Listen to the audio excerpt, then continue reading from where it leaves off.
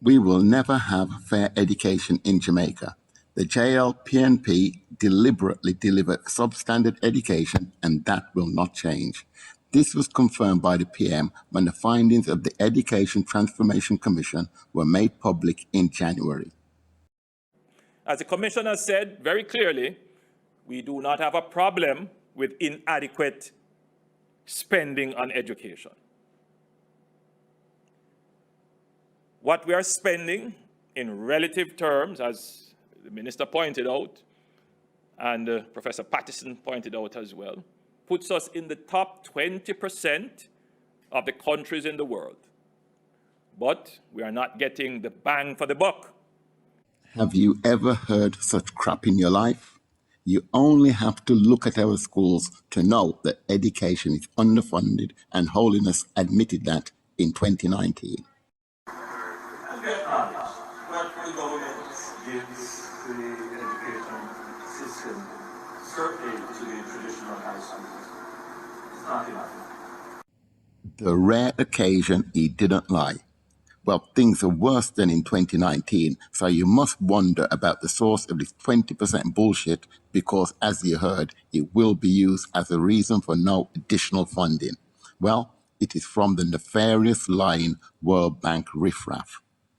Their previous underhand advice delivered electricity rates among the highest in the world, and that deception is a foundation of today's weak economy because it sabotaged manufacturing. Their role is to undermine countries like Jamaica. They have crippled the economy and now have planted the bomb to finish off education. The fact is, education is heavily reliant on charity and fees, and the reliance on the latter is quite alarming. Madam Speaker, it's not just the government that spends on education. Households spend a lot as well. For every Jamaican dollar government spends on education, on a per-student basis, households add $1.50 at the primary level and 0.7 at the primary and secondary level. Household expenditure on education represented approximately 2.6% of GDP in 2017. Hear that? For every $100 spent on a child, households spend $150 at the early learning level. So this critical period of education is unaffordable for many, and the gap is filled by third-rate institutions.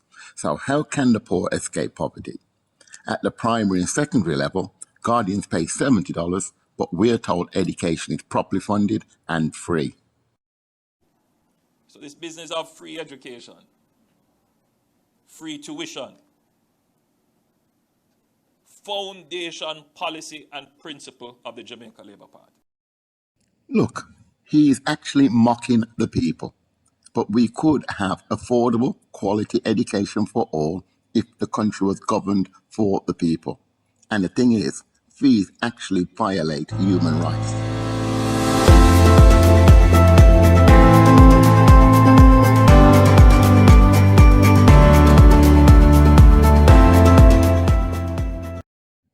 Governments are also obligated to fund education to the best of their ability. Well, the JLP and PNP violate human rights by redirecting funds to JPS when solar pays for itself in 3 years. And JPS gets a lot of money. Bills over $8,000 US per month appear to be the norm for larger schools, and in 2017, Arden reported bills around $32,000. And the solution? Invest in solar like in the US.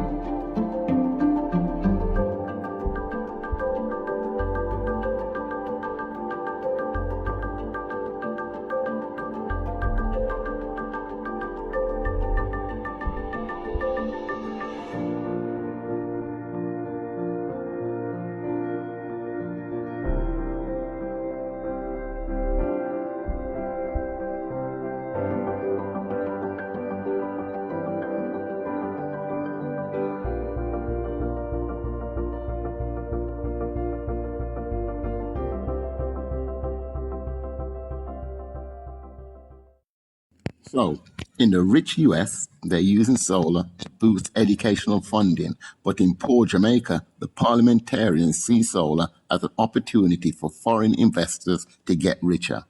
An immoral deal was recently signed with a Canadian company to install and own facilities in 30 schools because the government claims not to have the money. Listen, when an investment pays for itself in 3 years, you do whatever you can to get the money. 50 million US would take all educational institutions off the grid and reduce fees, but a parliament building is much more important. It is yet more proof of the monumental corruption that we're allowing this rabble to get away with. There are alternatives.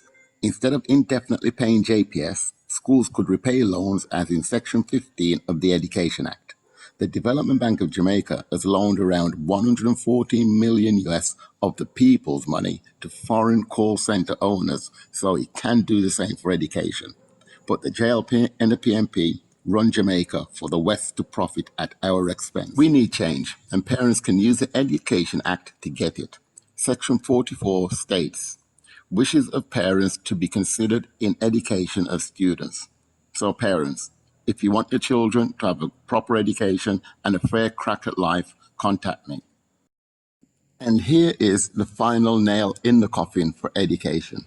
The Ministry of Education will develop a detailed plan for implementation of the recommendations with timelines.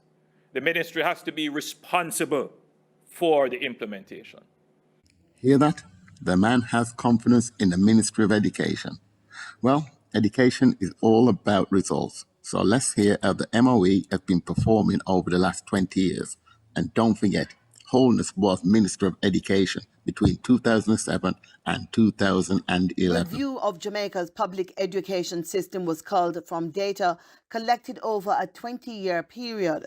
It touched on all levels of learning from early childhood to tertiary. Commission Chairman and Professor of Sociology at Harvard University, Professor Orlando Patterson, presented a grim picture of the state of education in Jamaica. It's best reflected in the results of the 2019 primary exit profile results. A majority of students at the end of primary school remain illiterate and innumerate, and most are leaving secondary schools with no marketable skills. Well, that is a grim reality of education in Jamaica. Thanks to the ministry, the majority of graduates are illiterate, so it is no bloody surprise that Holiness has left them in charge. It is clear that the department is a monumental failure and is not fit for purpose and must be overhauled. Senior management is under investigation by MOCA, but that comes as no surprise. I sent ideas to them in 2014 and as recently as October, but the deputy chief didn't circulate the document because, quote, it didn't even have an heading. That is the mindset of the people leading the most important department in Jamaica. So no one should be shocked that Holness has chosen to ignore the following recommendations. The chairman also highlighted the web of mismanagement allegations at the Ministry of Education and, like the Auditor General, called on proper accounting, up-to-date modern record keeping, and performance monitoring of senior staff members. The report argues that the current governance structures that manages school administrations need to be revised. The committee is also urging the government to create an oversight group to monitor the implementation of the recommendations. The parliamentarians do not want the people to be educated because an educated population would not allow the corruption that we experience today. Education is so broken, the school leavers cannot be employed in call centers, and many end up as modern-day slaves in foreign-owned hotels. Their true potential is never realized. People, renewable energy can transform education and the country. So to get change, we need to unite. So if you agree, let me know.